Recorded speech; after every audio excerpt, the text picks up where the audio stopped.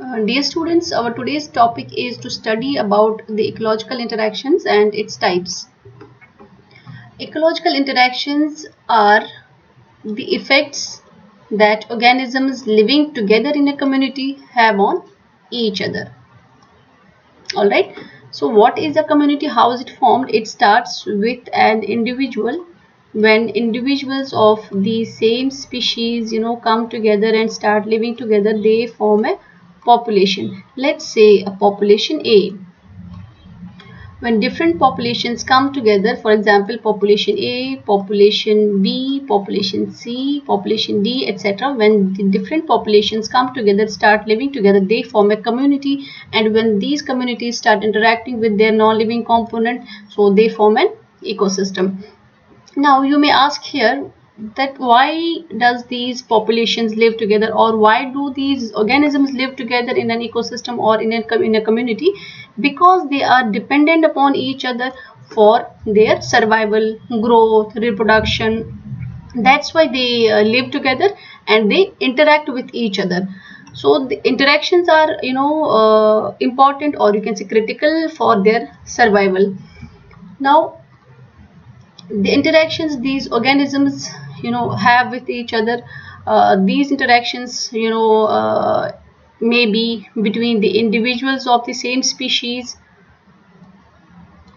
Then you can call it as intraspecific interaction, or if the interaction is between the individuals of the different species, you call it as interspecific interaction. So all these interspecific interaction and intraspecific interactions in a population or a community are called as ecological interactions, and sometimes you call them as biological interactions as well.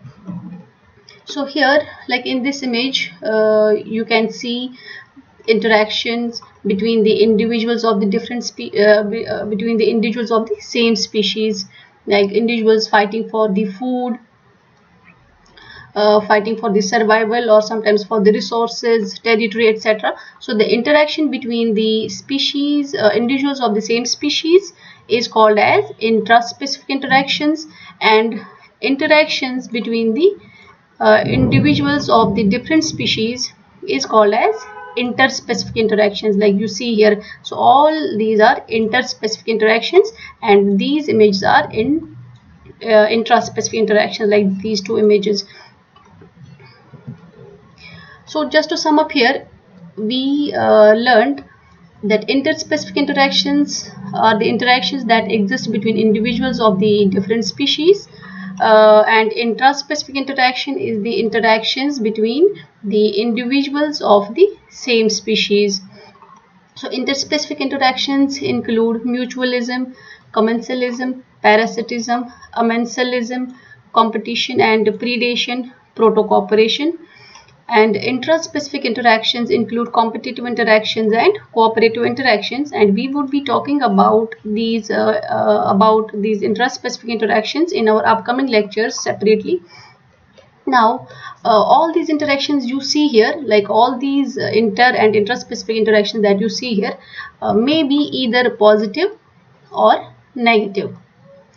Positive interactions, as the name goes, positive interactions are those types of interactions where populations help one another, or you can say where the populations benefit each other. So suppose if there are two populations, population A and B, and there are interaction between these populations, and if the population A gets the benefit and population B both gets the benefit, so it would be a positive interaction.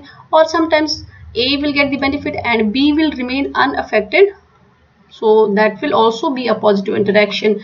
So positive interactions are cooperative relationships between the species for the better growth, reproduction and survival of at least one species, and without negatively affecting the other species. So positive interactions include mutualism, commensalism and protocooperation. So these are the positive interactions. Alright, and in negative interactions, what happens? One population is benefited and another is harmed, or another is negatively affected. In negative interactions, population may eat members of other population for their food, or they may compete for food. It includes amensalism, parasitism, competition and predation. So these are all negative interactions. here I have put some examples. Let's see, this is a positive interaction, the interaction between the cattle egret. This is the cattle egret here, and this is the buffalo. So what happens is the cattle egret feeds on the ticks and mites that are present on the body of this buffalo. So what happens is this cattle egret gets its food by eating these ticks and mites, and this buffalo will get relief from these ticks and mites. So it's a positive interaction, because both these species get the benefit from the interaction. So likewise, you see here the interaction between a butterfly and a flower. So this is also a positive interaction. Now you may ask why. Because butterfly will get the nectar from the flower, and this flower will be pollinated. So this is beneficial for both of these species. So this is again a positive interaction. Now you see here the relationship between the nitrogen fixing bacteria and the root nodules. So this is the picture of the soybean plant. So you see nodules in the roots of the soybean plant. So what happens, the nitrogen fixing bacteria rhizobium live in these nodules, and what these bacteria does is they fix the atmosphere nitrogen and convert the nitrogen into nitrates, and those nitrates are then taken up by the plant. All right, so how is this a positive interaction? Because bacteria gets the habitat or the shelter in these nodules, and in turn this plant or these nodules or these roots will get nitrogen. So this is a positive interaction.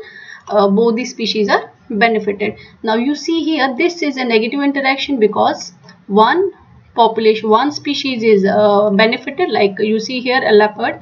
So one species is benefited and other is harmed. So this is a negative interaction. Now we'll be studying about these interactions separately in our upcoming lectures. This is all for today. Thank you. Have a nice day.